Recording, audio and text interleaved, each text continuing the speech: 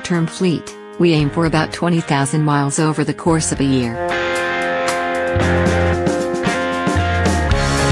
Anything less, and we feel like we'll miss out on some of the typical warts a new car might reveal as it ages into a slightly used one. And without exposing potential long-term points of frustration, what's the point of a long-term test?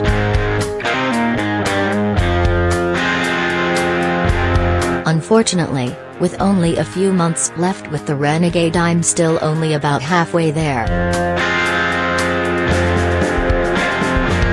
Nevertheless, I've been behind the wheel enough to notice a few things starting to go awry.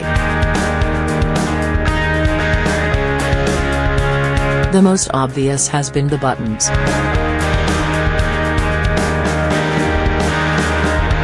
Half the time they just don't work.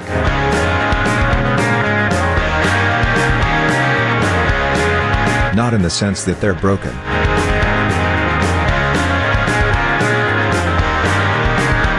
More like they just feel cheap, and if you don't press them just right, sometimes it doesn't register.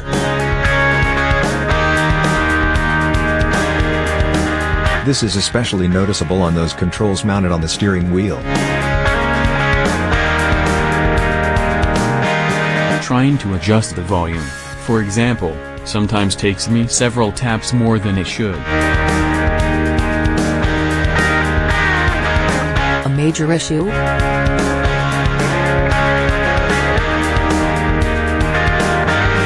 Not at all.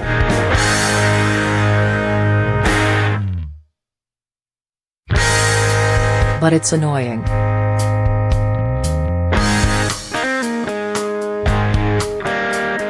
I've pressed a lot of buttons in my day, and rarely have I experienced this. To be fair, this also happens on other vehicles in this price range, but it's inexcusable there, too. A similar annoyance lives in the turn signal Stalk. In many new cars, you can tap up or down to flash your turn signal a few times to change lanes.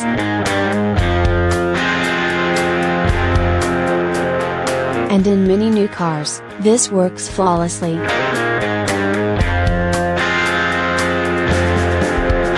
But in the Renegade, I often find this more trouble than it's worth.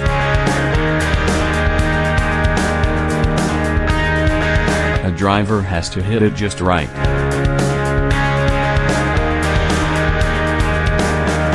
Not enough pressure, and like the buttons, it doesn't register.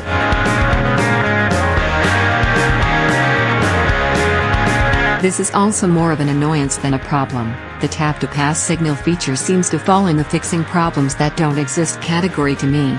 But I can't shake the feeling that it's a small frustration that could become a major irritation if I were driving this Jeep for another several years. Finally, a return to one of my earliest criticisms of the Renegade: issues connecting with Bluetooth.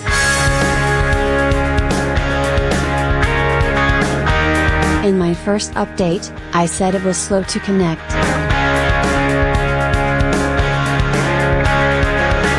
That's still the case, but now I have 10 months of experience to confirm it wasn't just user error.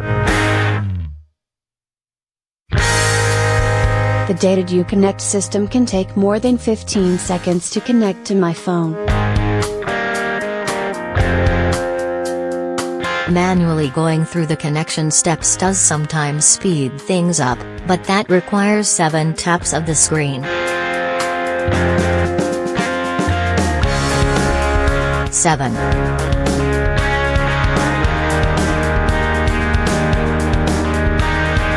When you can slide into so many new cars and have your phone connect almost immediately, it's beyond annoying to have to sit and wait in the Renegade. One part of my initial criticism that was user error. I said it was sometimes difficult to tell if a phone was connected via Bluetooth or a USB cable when both were enabled. turns out there is a small icon to indicate your connection on the screen. Still frustrating that you even have to think about it, but it's not as bad as I initially suspected.